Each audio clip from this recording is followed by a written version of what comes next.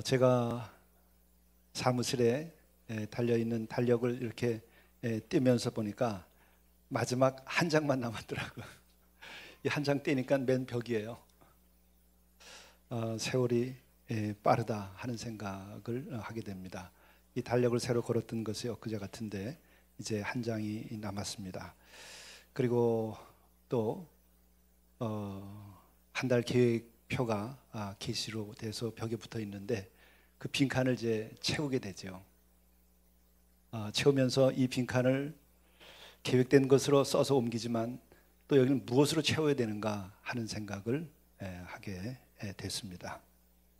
그러면서 또 우리 청년들과 더불어서 요즘에 전도서 특강 나눔을 하고 있는데 전도서의 말씀이 다시 떠오르는 것이었습니다. 말씀은 전도서 보면은 전도자가 이르되 헛되고 헛되며 헛되고 헛되니 모든 것이 헛되도다. 해 아래서 수고하는 모든 수고가 사람에게 무엇이 유익한가? 한 세대는 가고 한 세대는 오되 땅은 영원히 있도다.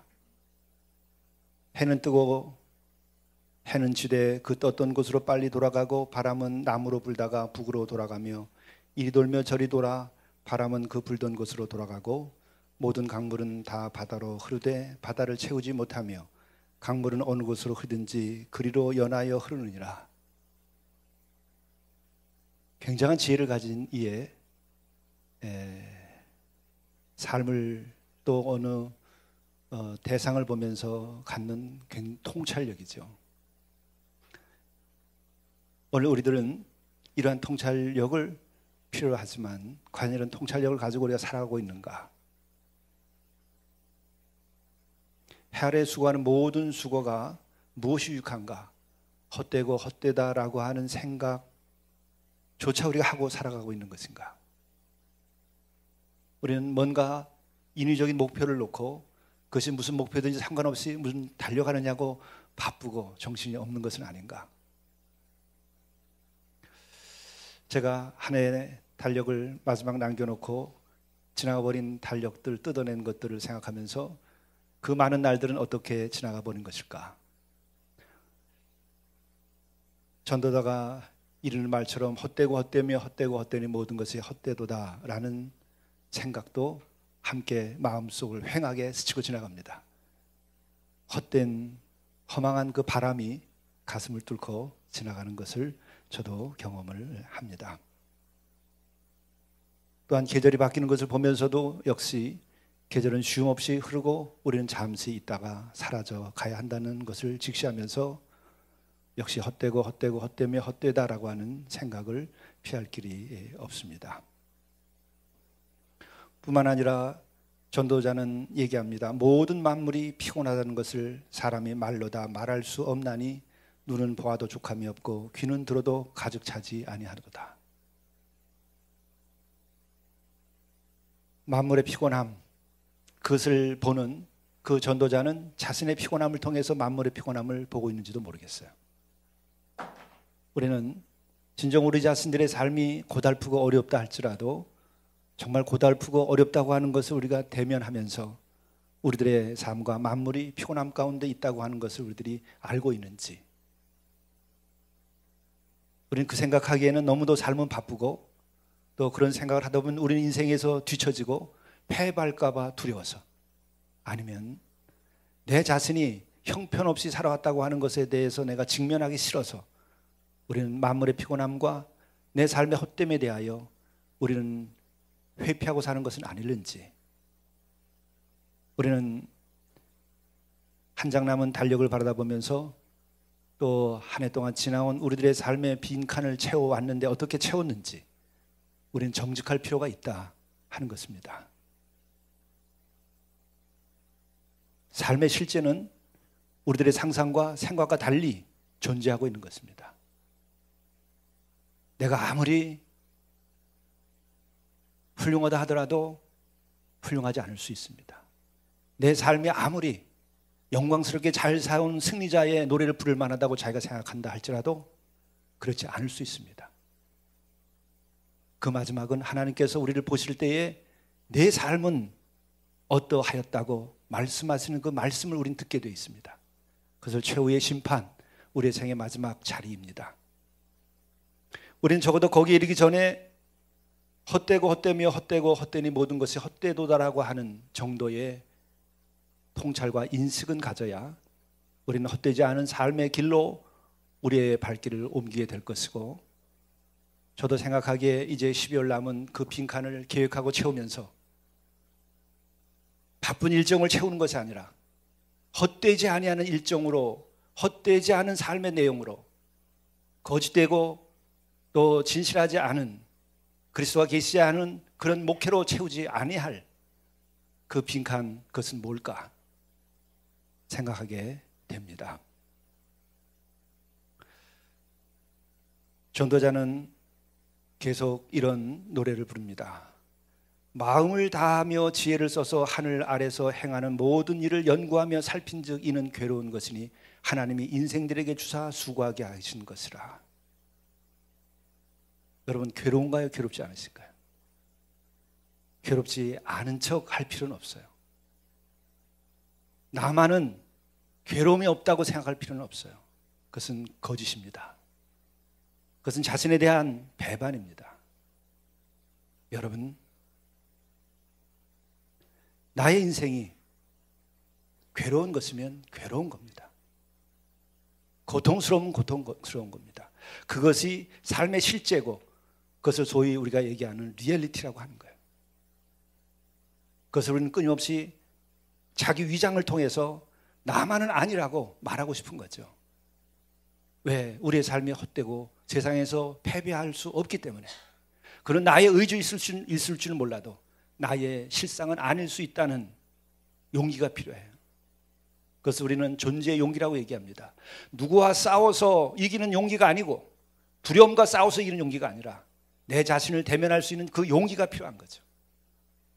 왜 365일 우리는 이렇게 끊임없이 바쁘게 달려왔고 우리는 그 빈칸을 채워왔는가? 우리는 무엇로 채워왔는가? 헛되지 않은 것으로 채워졌는가?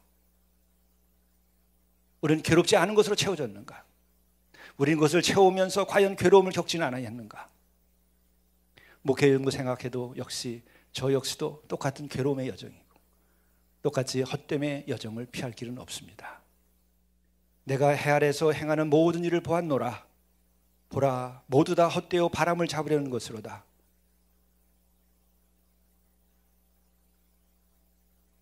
그리고 또한 그는 노래를 계속합니다. 내가 내 마음속으로 말하여 이르기를, 보라, 내가 크게 되고 지혜를 더 많이 얻었으므로 나보다 먼저 예루살렘에 있던 모든 사람들보다 낫다 하였나니 내 마음이 지혜와 지식을 많이 만나 보았음이로다. 놀라운 지혜와 지식까지 가져봤습니다. 내가 다시 지혜를 알고자 하며 미친 것들과 미련한 것들을 알고자 하여 마음을 썼으나 이것도 바람을 잡으려는 것인 줄을 깨달았도다. 많은 지혜와 지식을 가졌고 또 더한 것을 그가 구하였지만 그것도 바람을 잡는 것에 지나지 않는다. 지혜가 많으면 번뇌도 많으니 지식을 더하는 자는 근심을 더하느니라. 그리고 그는 또 노래를 합니다. 내가 내 마음으로 깊이 생각하기를, 내가 어떻게 하여야 내 마음을 지혜로 다스리면서 술로 내 육신을 즐겁게 할까? 또 내가 어떻게 하여야 천하의 인생들이 그들의 인생을 살아가는 동안 어떤 것이 선한 일인지를 알아볼 때까지 내가 어리석음을 꼭 붙잡아 둘까 하여 그가 한 일이 있다는 거예요. 그게 뭐죠? 정말 인생에서 선한 일이 뭔지, 또 내가 마음을 지혜로 다스리면서 그 지혜를 가지고 내가 하는 때까지 다 해보겠노라 하면서도 그 마음속에서는 이것 또한 어리석음인 줄을 내가 아는데 그래도 해보겠다는 거예요. 그리고서 내가 비로소 경험해보겠다는 거예요. 그래서 그가 한 것은 전도서 2장 4절입니다. 나의 사업을 크게 하였노라. 내가 나를 위하여 집들을 짓고 포도원을 일구며 여러 동산과 과원을 만들고 그 가운데에 각종 과목을 심었으며 나를 위하여 수목을 기르는 살림에 물을 주기 위하여 못들을 팠으며 남녀 노비들을 사기도 하였고 나를 위하여 집에서 종을 낳기도 하였으며 나보다 먼저 예루살렘에 있던 모든 자들보다 내가 소와 양떼의 소유를 더 많이 가졌으며 은금과 왕들이 소유한 보배와 여러 지방의 보배를 나를 위하여 쌓고 또 노래하는 남녀들과 인생들이 기뻐하는 처첩들을 많이 두었노라. 그는 사업을 크게 해보았는데 그 사업이 자신을 위하여 집을 짓고 포도원을 일구고 그리고 수목을 위해서 댐까지 만들어 본 겁니다. 왕으로서. 여기서 자기의 집이라고 하는 것은 궁궐을 뜻하는 것이죠. 생각해보면 우리는 아파트 한 채만 얻더라도 다행이고 좋다고 생각합니다. 몇 채 가지면 부자라고 그러고 갖지 못한 사람부터 욕까지 먹어가면서 갔습니다. 근데 이는 궁궐을 지었어요. 그리고 사업을 크게 하고 살림을 키우면서 댐을 건설도 해봤습니다. 그리고 남녀 노비를 사기까지 했습니다. 우리는 또 집에 많은 종들도 낳기도 하고 키웠다는 거죠. 다행히 그때 노조가 없어서 아마 그런 고통은 겪지 않았을 거예요. 많은 직원들도 거느렸습니다. 그리고 또 문 남자들이 꿈꾸는 남녀들과 인생들이 기뻐하는 처첩들을 많이 두었노라. 그리고 장성하여 그의 많은 것을 가졌지만은 그의 마지막 얘기는 모든 수고한 것이다 헛되어 바람잡는 것이며 해 아래서 무익한 것이로다. 저는 이것을 다 이루어보고 헛됨을 알았기 때문에 이것은 깨달음이고 이것은 건강한 정신이라고 그렇게 해설을 해왔었습니다. 우리는 해보지 못했기 때문에, 이루어보지 못했기 때문에, 아쉬움 때문에 헛되다고 말하고 이루지 못했기 때문에 인생은 쓸모없다고 말들을 하는데, 이자는 다 해보고 그러고 나서 헛되다고 하기 때문에 깨달으며 건강한 것입니다. 병이 아니라 깨달음이죠. 이루지 못해서 인생은 헛되고 인생은 형편없다고 말하는 것은 병입니다. 한도 병이에요. 해보고 헛됐다는 것을 아는 거죠. 지혜까지 헛됐다는 거죠. 나머지 헛된 것이야 우리도 쉽게 얘기하는데 지혜까지도. 이것은 뭘 말하는 걸까요? 여긴 뭐가 없죠? 제가 새삼 또 깨닫는 게 있습니다. 여기에는, 이 스토리에는 사랑이 없다는 거예요. 사랑을 빼놓은 그 어떤 이야기도 삶에는 의미를 줄 수가 없어요. 그리고 또한 여기서 처첩을 거느린 얘기를 하고 있는데 그것은 거짓된 사랑이에요. 아니 진정한 사랑일지라도 육적인 사랑에는 한계가 있는 거예요.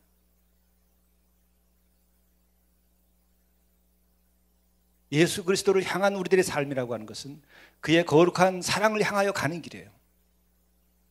거기만이 헛됨이 없는 겁니다. 우리가 그렇게 거룩한 감동 속에서 살아가는 사랑에 이르지 못할지라도 적어도 우리는 무엇을 할지라도 사랑의 마음 그 한 조각을 잃어버리고 살면 헛돼요. 자식을 길러도 사랑 없이 기른 자식은 헛됩니다. 헛고생이에요. 성도들의 사랑도 만남도 진정한 사랑 없는 교제는 헛된 거예요. 노숙인들을 아침부터 나와서 돕더라도 여러분들이 한 조각 마음에 사랑 없이 행하는 그것은 여러분을 하여금 지치게 하고 나중에 무의미하게 하고 나는 이 일을 더 이상 못하겠다고 떠날 겁니다. 완전한 사랑이 아닐지라도 한 조각 내가 사랑 때문에 노숙인에게 밥을 해주고 교회 와서 청소를 하면 그것은 의미로 남을 수 있지만 여러분이 선을 추구하고 여러분들의 어떤 그리스도인으로서의 거룩함을 추구하고 의무를 다한다고 해서 하는 것은 여러분들을 지치게 할 것이고 여러분을 좌절케 할 것이고 여러분을 허물어 떨어뜨리고 말 것입니다. 적어도 예수 그리스도의 사랑이 아닐지라도 우리에게는 정말 육적인 한계를 벗지 못한다 할지라도 그 마음 한 조각의 사랑이 있다고 해서 우리가 행한다면 헛되지게 느껴지는 않을 겁니다. 그러나 그것은 영원하지 않아요. 완전한 사랑을 통한 것만이 영원할 수 있는 거예요. 그래서 이 예수의 십자가의 의미예요. 그 십자가는 완전한 사랑에 대한 역사적 계시입니다. 사랑의 완전함을 보여주는 역사적 사건입니다. 인생의 완전한 것이 무엇인지 보여주는 사랑의 사건입니다. 아가페라고 말하죠.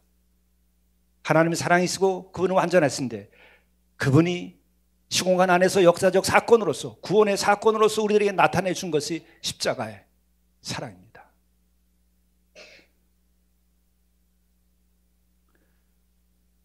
제가 오늘 평소에 입던 옷이 아니라 스웨터를 입고 그것도 오늘이 성만찬을 할 때는 내가 그래도 하루만큼은 성의를 입기도 하는데 팬 서비스를 위해서 좀 더 거룩해 보이려고 예식이 예식답게 하려고 그거 입는다고 제가 거룩해지고 달라지겠습니까?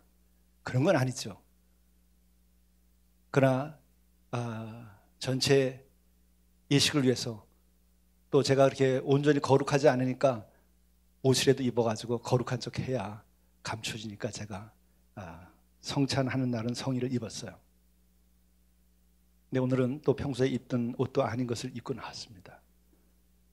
왜 그러냐면 지난번에 우리 산마리 예수 공동체에 세우는 기술이 큰 항아리골 정상에 올라갔는데 그 바로 곁에 한 산속에 노인이 살고 계시죠. 근데 이분은 찾아가서 보기만 하면 그렇게 대접을 하고 싶어 해요. 산중에 혼자 살아서 계신지 또 산중에 혼자 살아 계신지 만나보면 굉장히 선한 느낌이 들어요. 근데 가면 꼭 청와대 커피, 봉다리 커피를 꼭 대접을 해요. 그 저도 좋아하는 커피고 우리 형제들이랑 나누고 또 여러분과도 나누곤 하는데 그분이 꼭 그것을 먹고 가라 그래요. 그래서 여러 사람이 같이 갔었는데 제가 그 대기를 들어갔어요. 꼭 들어오라 그래서 이제 봉지 커피를 하는데 그분은 종이 잔에다가 주세요. 근데 이게 물에 젖었는지 그게 터졌어요. 터져서 이제 옆에 있는 종이컵 하나를 또 가져다가 그 속에다 넣고 컵 2개를 가지고 얘기를 하기 시작했어요. 근데 안에 있던 컵에서 또 새 가지고 밑으로 빠진 거예요. 그걸 모르고 딱 드는데 밖에 있었던 커피가 제 옷을 젖었어요. 그래서 완전히 옷을 망쳤는데 가지고 와서 우리 옆에 세탁소에다 제가 갖다 드렸습니다. 근데 그 세탁소 주인 그 사장님은 느낌이 그래요. 목사님이 이걸 직접 갖고 오시지? 그러면서 또 반겨요. 그리고 문 밖에 저기 있어도 문 열고 굉장히 반겨줍니다. 그래서 이분은 크리스찬인 것 같다. 그리고 뭔가 우리의 스토리를 아는 그 신실한 분 같아. 얼굴만 봐도 그렇게 보여요. 그래서 제가 이제 이것을 맡기고 했는데 어제 저녁에 제가 찾았어요. 찾았는데 이것을 주면서 돈을 돌려주시는 거예요. 그래서 왜 그러시냐 그랬더니 이것을 세탁을 했는데 커피 자국이 온전히 지워지지 않았습니다. 그래서 제가 돈을 돌려드립니다. 그래서 하시는 얘기가 그래도 저도 이렇게 하면서 머뭇거리는 거예요. 그래서 제가 억지로 돈을 드리려다가 일부러 돈을 받아가지고 나왔어요. 그것은 1차적으로는 나도 정말 세탁을 제대로 하는 장인이다 라는 생각도 있을 수 있겠죠. 그러나 또 한편 제가 느껴지는 건 뭐냐면 나도 뭔가 사랑을 나누고 싶다라는 걸 제가 느꼈어요. 그래서 제가 부족하지만 목사하고 또 신문에도 나오고 그러니까 거룩하게 보였나 봐요. 실제로는 그렇지 않은데. 그러니까 뭔가 거룩한 어떤 그 교제를 나누고 싶어 하는 거예요. 그래서 제가 그래서 받은 겁니다. 그러면서 이것은 제가 최선을 다했지만은 커피 자국이 약간 남아 있는데 공적인 자리는 입지 말라고 얘기를 하면서 그냥 다른 때 입으십시오 그러더라고요. 그래서 제가 오늘 공적인 자리 입고 나왔어요. 처음으로. 아침에 보니까 입을만 해요. 근데도 그분이 왜 그렇게 할까? 헛되게 살고 싶지 않은 거죠. 뭔가 삶의 의미를 아는 거예요. 삶의 길을 찾아온 사람이에요. 내가 이렇게 하지 않으면 내 세탁이나 내 인생이나 다 쓸데없는 것이다. 돈 좀 벌어서 그게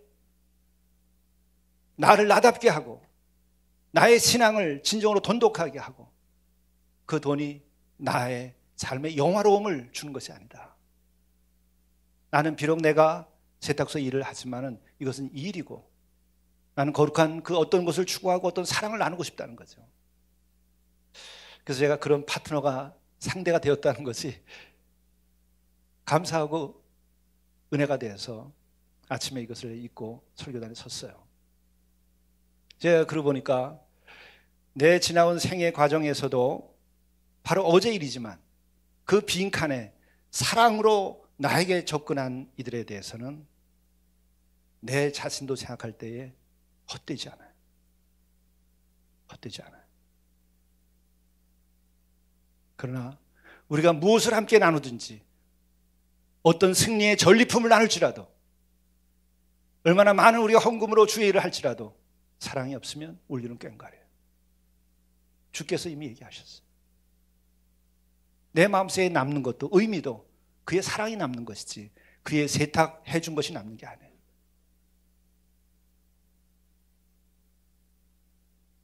그러면서 제가 또 생각된 것이 이런 십자가는 거의 제가 하지 않죠. 개신교 목사가 십자가 목에 걸는 것은 남들이 이상하게도 봅니다.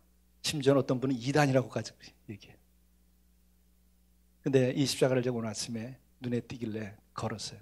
왜냐하면 우리들이 형제들이 100원, 500원 헌금하면서 목욕시설 만들자고 하면서 우리가 같이 헌금하고 그리고 음악회를 우리가 했었던 일이 있어요. 성공의 정동 성당에서. 그 무료로 비료를 줬습니다. 저한테 말 한마디 잘못해가지고 내가 그 성당이 너무 좋아서 이런 성당 하나 짓겠다고 그랬더니 이거는 하나만 있으면 됩니다. 질 생각하지 마세요. 언제든지 오면 내가 빌려줄 테니까. 그래서 몇 대 후에 제가 김무상 주교님 그 이전에는 신부였죠. 주임 신부인데 주교님한테 제가 그랬습니다. 오랫동안 함께 사귀어온 사이였는데 성당 좀 내놔라. 한 말이 있잖아요. 그래서 오케이 했어요. 그래서 그 성당에서 그것도 주일날 오후여야 돼요. 우리가 모이려면 주일날 오후에는 빌려주지 않아요. 근데 같은 교회라 생각하고 주일날 오후에 성당을 내줘서 오후에 우리가 노숙인 목욕 빨래시설을 만들기 위한 음악회, 자선음악회를 했죠. 근데 그때 제가 찾아갔더니 음악회 하던 그게 12월 첫 번째 주, 지금 이때입니다. 또 11월 말, 12월 첫 주, 두 주. 그때 찾아갔더니 저한테 이 십자가를 주는 거예요, 선물을. 이게 우리 성공의 십자가인데 이게 한국 십자가다. 그래서 태극 문양으로 되어 있어요. 색깔이 위에는 빨갛고 밑에는 파랗게 이렇게 했는데 그럼 저한테 그러더라고요. 목사님이 부러워요. 왜? 자기는 뭐 그렇게 큰 성당의 주인 노릇하는데 나야 이 2층 교회에서 목회하는데 저를 보고 그런 얘기를 해서 왜 그러세요? 그랬더니 자기가 하고 싶은 게 있는데 그거 하고 싶은 거 하려고 보면 이 목사님은 벌써 하고 있대. 변변치 못해도 하고는 있는 겁니다. 왜? 주님께서 꿈을 꾸게 하시고 이끌어 가시니까. 그래서 우리가 목욕 빨래시설 봉헌할 때도 이곳에 와서 똑같은 얘기를 했죠. 그거 저한테도 한 얘기예요. 그러면서 우리 이거 십자가인데 목사님 이거 선물로 드린다고. 제가 이런 십자가를 하지 않는데 왜 이것을 내 목에 걸고 아침에 걸고 싶었을까? 그의 사랑이 있었기 때문에 그런 거예요. 교파가 다르고 어떤 면에서 신분이 다를 수도 있어요. 그렇지만 그가 함께 주를 섬기고 나가는데 함께 동역이 우선되는 것이 아니라 그 근본에 그것에 앞서서 사랑이 있기 때문에 그런 거예요. 오랜 동안 함께 교제를 나눠왔었죠. 바로 우리의 인생의 빈칸을 무엇으로 채워가야 될 것인가? 일을 해야 되죠. 그래야 생존할 수 있습니다. 그러나 우리가 무슨 일을 하든 세탁소 일을 하든 성직을 내가 수행하든 모든 경우에 있어서 사랑의 행함이 있어야만 그 빈칸은 의미가 있어요. 솔로몬의 이 이야기를 보게 되면 어마어마한 일들을 했어요. 나중에는 모든 지혜자 가운데서 가장 높은 지혜까지 이루고 그렇게 이루기 위하여 그는 궁구하고 노력을 하고 기도했어요. 그런데 헛되다고 그랬어요. 사랑은 지혜와 다릅니다. 지혜는 사랑이 아니에요. 지혜로운 사람이 얼마나 무섭습니까? 지혜로운 사람이 얼마나 날카롭습니까? 지혜로운 사람이 얼마나 잘났습니까? 지혜로운 사람 앞에서 얼마나 많은 사람이 눈물을 흘립니까? 사랑하는 사람 앞에서 삶은 의미가 있고 거기서 진정한 가슴에서 나오는 교제가 있는 거예요. 우리는 끊임없이 지혜와 뱀처럼 지혜로워서 우리는 사람들을 가지고 놀아요. 사람들을 자르고 사람들을 규정하고 자신을 방어하고 살아요. 이성의 관계, 지성인들의 비인간적인 모습들이에요. 여러분들이 예수를 믿으면 거기로부터 해방돼야 돼요. 특히 배우신 분들은 십자가를 통하여 여러분들이 벗어날 수 있어야 돼요. 십자가는 그것을 깨부수는 거예요. 우리의 계산을 깨부수는 거예요. 우리의 지혜를 깨부시는 겁니다. 그래서 십자가는 모든 지혜로운 자보다 더 지혜로운 거예요. 십자가의 어리석음이 지혜로운 자의 지혜보다 더한 것입니다.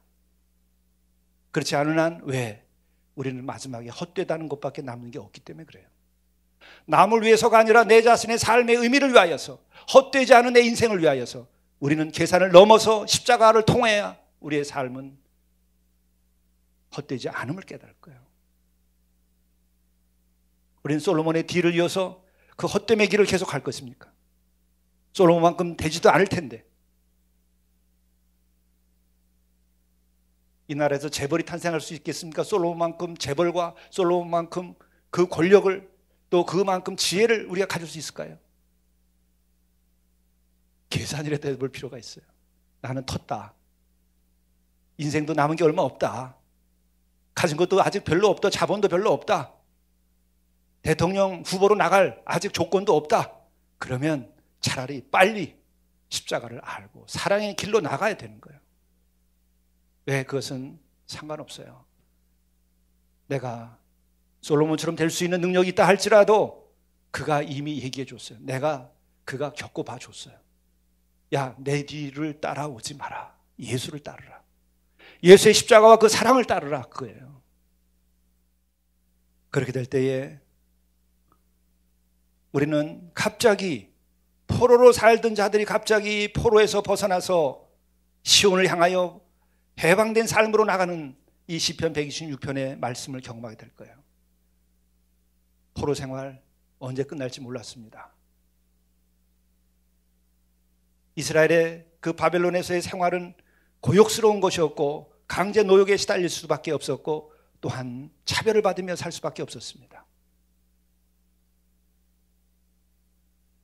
그들에게 미래는 없었습니다. 그러나 오늘 갑자기 그 포로에서 그들을 해방시켜서 돌아오게 했어요.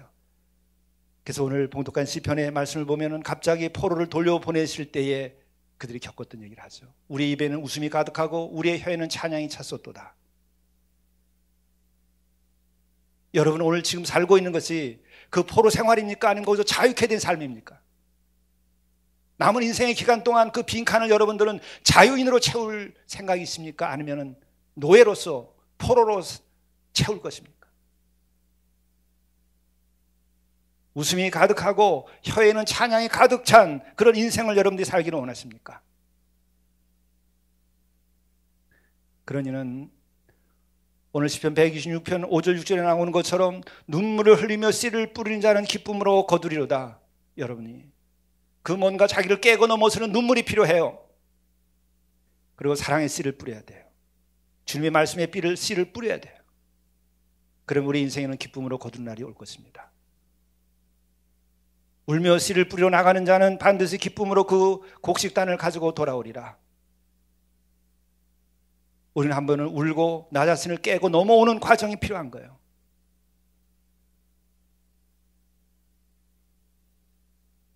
사랑은 고통스러운 거예요. 여러분이 진정으로 자식을 사랑해 보십시오. 자식을 보물로 생각하지 말고 한 영혼으로 생각하고 정말 사랑해 보십시오. 자식 사랑도 고통스러운 거예요. 그들이 아플 때에 눈 붙여 잘 수가 없어요. 그들이 고통받을 때에 그들이 시험 공부하면서 고통받을 때에 더 공부 열심히 하라고 하는 것이 아니라 이 아이가 이런 고통 속에서 살아야 될 것인가 하고 부모가 고통스러워하는 거예요. 그러나 자식을 수단으로 삼을 때에 더 공부하라고, 달리는 말에 채찍을 가하듯이 더 성공하라고 자식을 몰아가는 거예요. 사랑 때문에 그런 것이 아닙니다. 사랑을 빙자하여서 자신의 이기심을 채우는 거죠. 자식을 사랑하면 고통스러운 거예요. 이 거친 세상에 태어나서 이 아이들이 왜 이렇게 고통을 받으며 살아가야 되는지, 포로 생활과 다름없는 이 지옥 같은 인생이 보이는 거예요. 고통스럽습니다. 그래서 슬픕니다. 왜 이 자식을 한 번이라도 자식을 공부시키면서 아이들이 힘들어할 때 그런 마음이 들으면 사랑하는 거예요. 그렇지 않으면 사랑하는 거 아닙니다. 지혜로울 수는 있어요. 지혜로운 부모가 될 수도 있어요. 그들의 인생을 정확하게 안내하고 성공하게 여러분들이 어느 매니저처럼 할 수 있을지도 몰라요. 유명한 축구 감독처럼 그렇게 조련할 수 있을지도 몰라요. 지혜로워서. 그러나 그것은 헛된 것입니다. 나도 헛되고 그도 헛되요. 우리의 사이는 사랑으로 채워져야만 헛되지 않은 거예요. 눈물을 흘린 것을 두려워하지 말고 나가야 우린 진정한 사랑에 도달하고, 그것은 어쩔 수 없이 인간의 세계라고 하는 것은 타락해버렸고 어리석고 악하기 때문에 이 세상에 온 예수 그리스도가 그 작은 사랑을 보이기 위해서도 십자가에서 죽어야만 했고, 그 이전에 많은 모욕을 겪을 수밖에 없었어요. 배반을 당해야 됐고, 많은 사람들도 따돌림을 받아야 됐고, 헛된 소문에 시달려야 됐고, 그리고 마지막에 뺨을 맞고 침뱉음을 당하면서 십자가를 질 수밖에 없었어요. 그게 세상입니다. 내가 그런 것을 겪지 않는다면 나는 예수와 상관없는 사람이에요. 나는 그의 가지고 있는 진실의 한 조각도 갖고 있지 않은 거예요. 지금까지 여러분들이 성공하고 잘 살았다고요? 좋아요. 그래서 하나님께 영광을 드리고 감사하십시오. 그러나 내가 정말 그것을 잘 살았는가 잘 살지 않는 것은 팔복의 말씀에 나오는 것처럼 의를 위하여 내가 핍박을 받아본 일이 있으며, 내가 마음의 고통을 내 자식 때문이라도 진정으로 겪어본 일이 있는지, 내가 몇 날 며칠 자식을 위하여 눈물에도 흘려봤는지, 아니면 내 남편이나 아내를 위하여 내가 정말 그래 본 일이 있는지. 뭐가 기도죠? 내 기도 가운데에 정말 고통의 눈물을 흘려봤습니까? 누군가를 위해서? 그렇다면 여러분의 기도는 헛된 거예요. 우리에게 중보기도가 뜨겁고 감격스러워요. 목사를 위해서 그 중보기도 하는 내용을 보면 내가 이런 기도 들으면서 내가 살 수 있을까? 짐스러워서 이거 다 어떻게 감당할까? 좋은 말은 다 써놨어요 거기에. 그거 어떻게 감당하죠? 여러분의 기도로 주께서 인도해 주시면 어떻게 할지 모르겠어요. 그러나 저는 감당하기 어려워요. 그게 진짜 기도가 되려면 저의 부족에도 불구하고 기도하셔야 되고, 부족인 줄 알고 기도해. 내가 그렇게 기도했는데 저 목사 그렇지 않다. 그건 사랑이 아니라 여러분들의 공로예요. 우리는 우리의 공로를 쌓기 위해 기도하는 거 아닙니다. 자식에 대해서나 누구에 대해서도 마찬가지예요. 우리는 공적을 쌓기 위하여 기도하는 것이 아니라 사랑하기 때문에 기도하는 거고, 진정한 기도는 반드시 사랑의 고통을 전제하는 거예요. 노숙인을 위해서 밥 아무리 5천 그릇, 이번에 크리스마스 때 또 어디에서는 10,000그릇 어떻게 나올지 모르겠어요. 그 얘기 들을 때마다 가슴이 먹먹해져요. 우리가 얼만큼 사랑의 이야기를 가지고 있는지가 중요하지.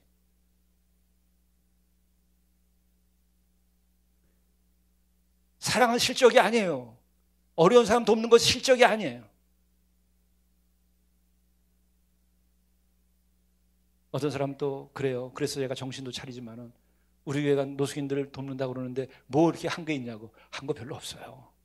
그러나 때로 함께 울고 함께 땅을 파고 함께 좌절하고 함께 고통을 느꼈던 순간은 있었어요. 몇 사람 밥 먹이냐고. 막말로 하면 밥 먹이는 숫자는 별거 아니에요. 돈 좀 뜯어다가 말 잘하면 여러분 얼마든지 큰 기업에서 돈 갖고 올 수 있고 정부에서도 갖고 올 수 있어요. 우리 형제들이 저한테도 얘기합니다. 목사님 서울시장 만나십시오. 그럼 이거 단번에 해결됩니다. 왜 못하죠? 제가 만나면 못 만나겠습니까? 그거는 사랑이 아니기 때문에 제가 안 만난 거예요. 적어도 그 정도의 양심은 있었고 그 정도의 눈은 뜨고 있었어요. 그리고 그 사랑 때문에 우리는 크게 못하는 거예요. 힘들어하는 거예요.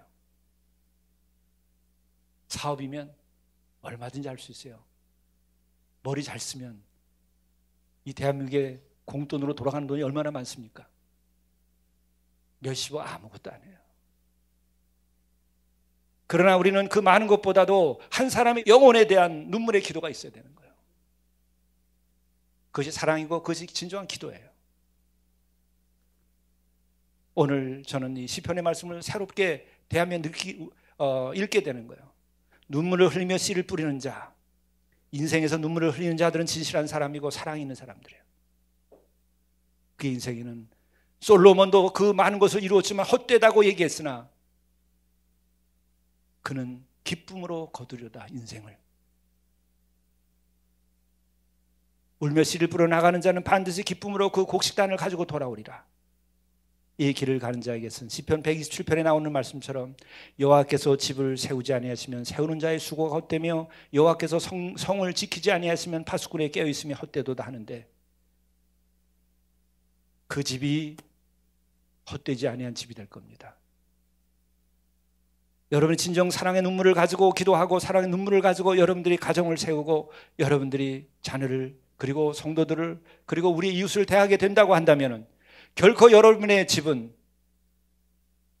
여호와께서 세우시는 집이 될 것이고 여러분의 인생의 수고는 빈탕이 되지 않을 것입니다. 혹 우리가 지금까지 어떻게 살아왔든지 간에 앞으로 남은 12월 달에 이 빈 칸을 채워가면서 그리스도의 사랑으로 우리가 작은 것이라도 실천한다고 한다면 여호와께서 우리의 성을 지키시고 내 인생을 지키시고 이 교회를 지키고 여러분의 가정과 우리의 역사를 지키실 겁니다. 하나님께서 우리의 파수꾼이 될 때에, 하나님께서 우리의 집을 세워주실 때에 모든 수고가 헛되지 않아요. 그것은 바로 예수 그리스도의 십자가의 사랑을 통하여 그의 피를 먹고 마시고 나눈 우리들이 그 사랑의 조그만 열기를 가지고라도 우리의 삶을 이 차가운 12월에 한 칸, 두 칸, 빈 칸을 채워간다면 결코 솔로몬처럼 헛되며 모든 것이 헛되다는 그 노래를 그치고 우리는 기쁨으로 인생의 단을 거두는 이 12월 달이 될 것입니다. 기도하시겠습니다.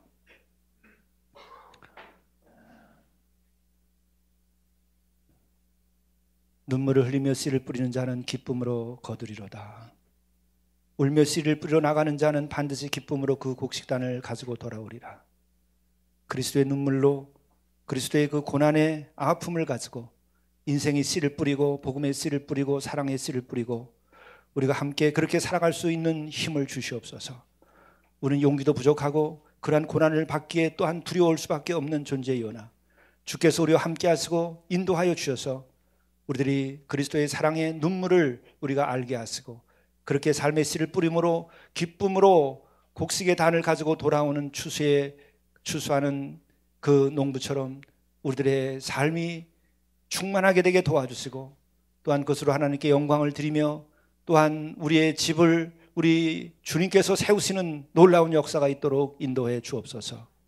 이 모든 말씀 예수 그리스도의 이름으로 간절히 기도드리옵나이다. 아멘.